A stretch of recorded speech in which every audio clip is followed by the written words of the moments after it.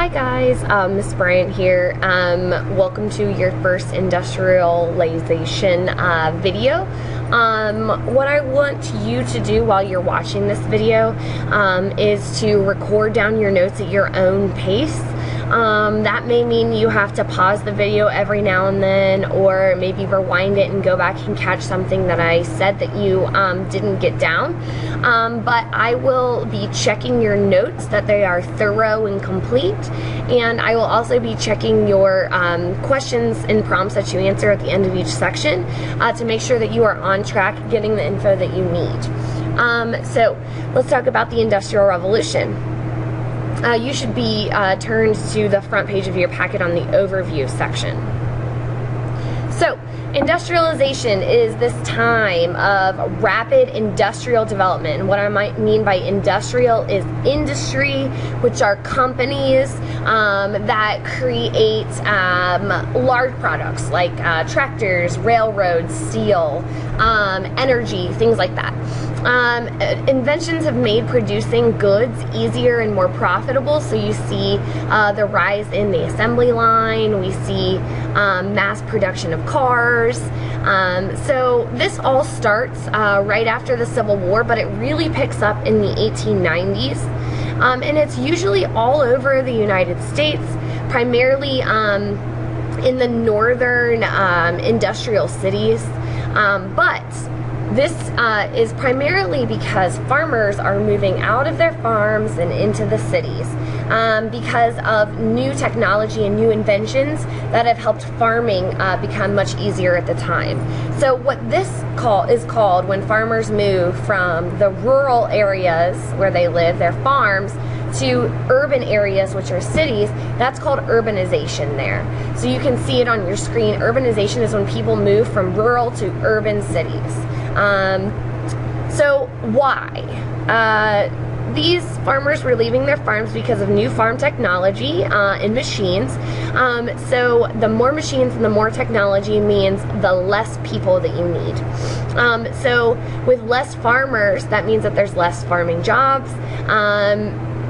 So the farmers were moving to the cities to try to find work.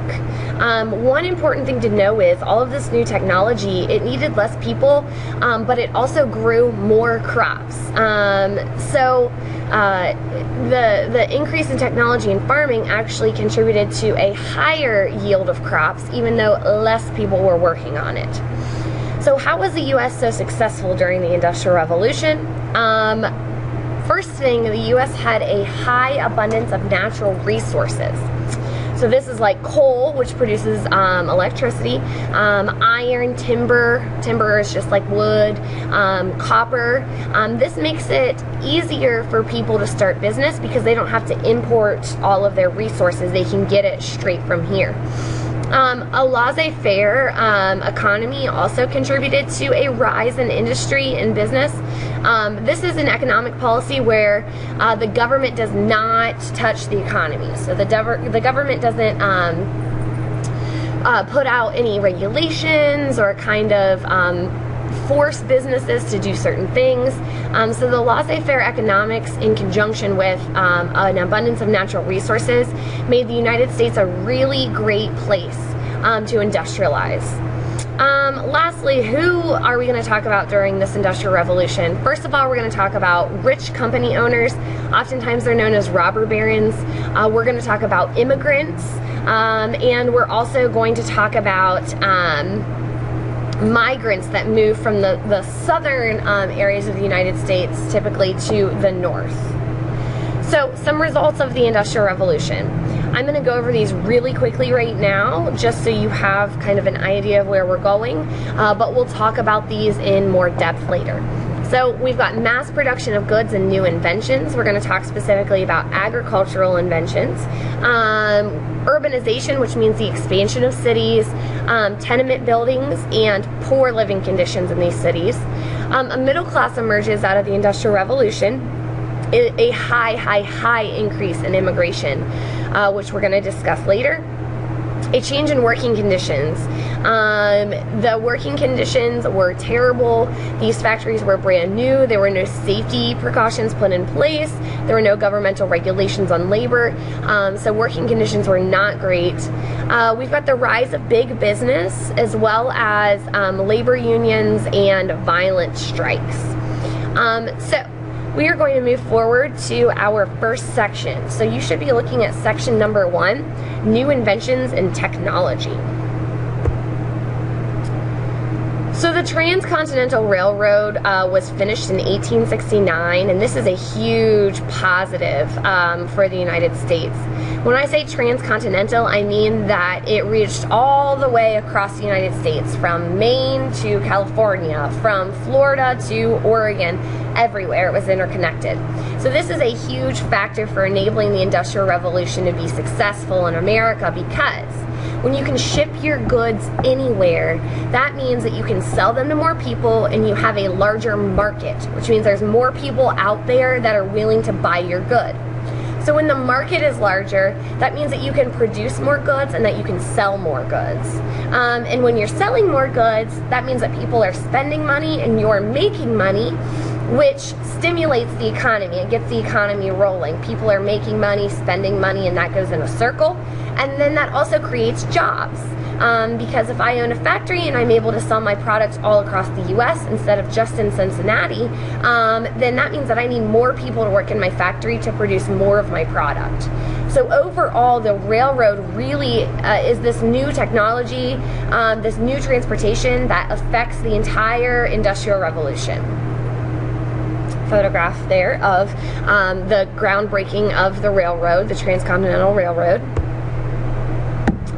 Agricultural technology. So this is both positive and negative. This can be seen as positive because it allowed the farmers to produce more crops. This is important to know, that even though less people were working, there were more crops being produced due to this technology.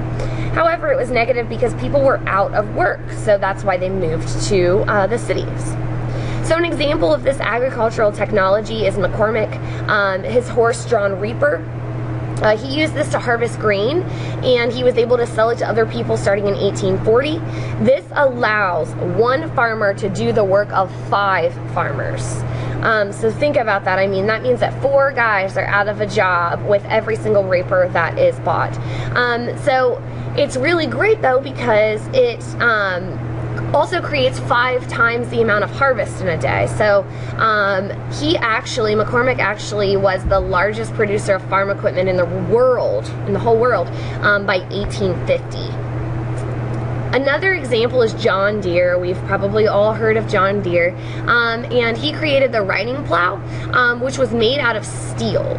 You can see right here on this picture there's a steel blade. And this is important because previously it was wood and iron, and the soil stuck to it, so it was kind of hard. So this also makes things much more efficient. Called mechanization. That's using some mechanical object to get something done more efficiently. So these inventions made farming less physically demanding, less time constraint, and it left some farmers out of jobs, but it produced more crops. Some other new inventions that you should know about. The telephone. This is the very first telephone right here. It says Telephone Pioneers of America. That's definitely not what we carry around in our pockets every day. The phonograph. This is a record player. So this is like the first type of iPod that there ever was. The first type of kind of like a radio or CD player. The light bulb was created during this time period, as well as a surge in electricity. Here are some of the first washing machines ever created. And in 1903, the first skyscraper was built. Skyscrapers were built because with this urbanization, everyone's flocking to the cities. There's no room to build outwards anymore, so they start building up. And that's how we get the creation of skyscrapers, to save space. And then the automobile and airplanes also emerged during this time. So, what I'd like for you to do right now is to stop, and you should answer the prompts on your guided notes. So you should have filled out your guided notes as I was talking, and now you should be looking at the prompts When you think that you are finished and you think that your notes are full and your prompts are correct, then you should throw your hand up in the air or get my attention. I will stamp you and then you can move forward. Congratulations on completing your first industrialization video.